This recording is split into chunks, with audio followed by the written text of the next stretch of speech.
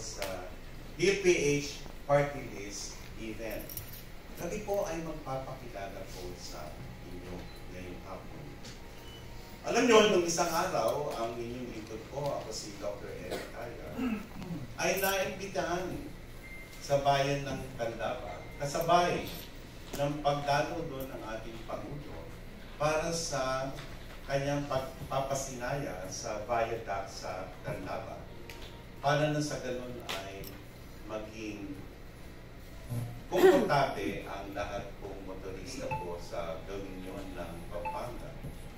At bago po mag-umpisa ang programa namin ng araw na yun, sapagkat kami magbabakuna sa mga senior citizen, naitanong ko sa kapitan ng barangay, ang barangay Bahay-Pare, kung ano ang mga concern ng mga kinauukulan sa health. Hindi naman ako nagulat nang sinabi niya po sa akin na may ambulansya sila, subalit ito ay hindi galing sa pamahalaan. Ito ay sariling sikap po nila. At tinanong ko siya kung walang ambulance para ihatid ang mga pasyente sa mga ospital, at nasabi niya rin ang pinakamalapit na ospital ay doon po sa Baliwag, Bulacan.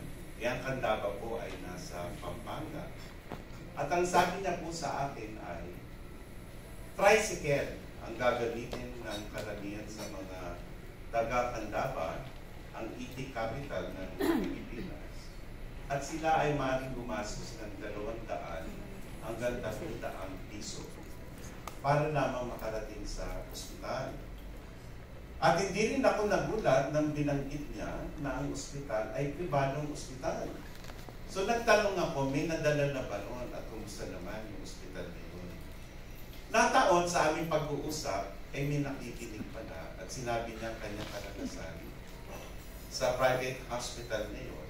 At sinabi niya sa akin na noong isang buwan, Dr. Tayag, dinala namin yung aking apo sa ospital. Maaga kami ron. Sa awa ng Diyos, gumaling naman ang aking apo at kinagabihan, mga alas 6 ng gabi, ay pinauwi naman. Magkano ho yung nagastos mo? Dahil privado ng ospital ko. Yung diarrhea po ng aking apo ay inabot na 37,000 pesos.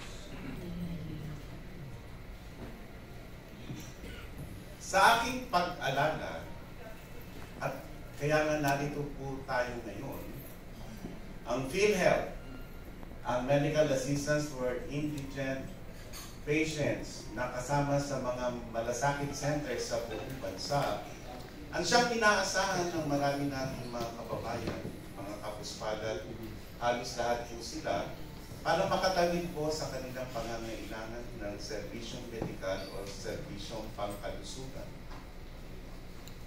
Kahapon, marami ang nagimbal ng binagyan ng zero budget ang PhilHealth. Zero budget sa unang pagkakataon.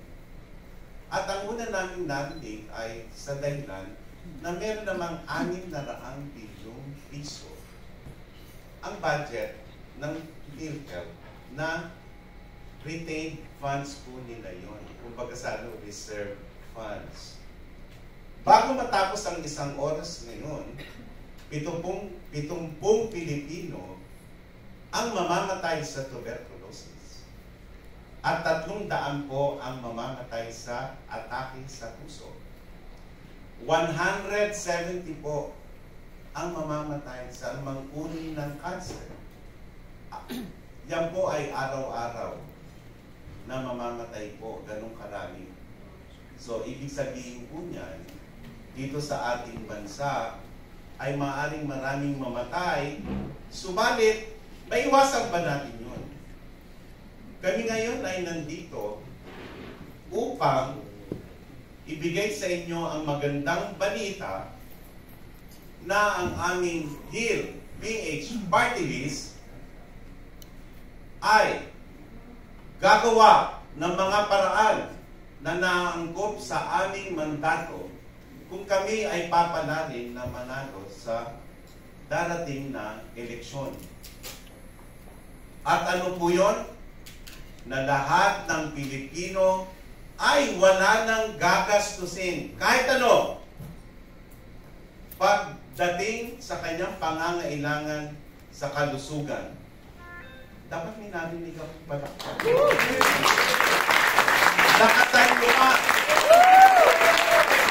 Ngayon, dito sa inyo ay tataka, mag-aananganin, sarili ka po sa inyo. At kung gusto niyo pong i-verify yan, meron ng isang bansa na nakagawa na libre po lahat ng mamamayan, kasama na ang hindi mamamayan na nakatira sa kanilang bansa. Gusto niyo bang malaman? Yes. Brazil. Kung nagawa nila, hindi kayang gawin din ng ibang bansa, katulad ng Pilipinas. Ito po ang binibigay namin handog sa minamahal naming bansa sapagkat panahon na ng universal healthcare ay may sa katuparan ang kanyang mithiin.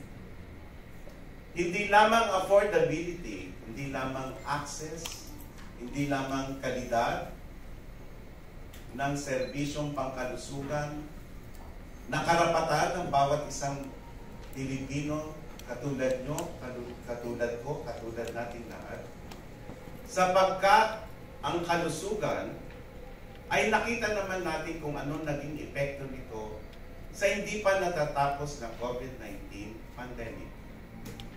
At para maunawain nyo kung ano ang HealthPH party list, meron kaming same day edit na video.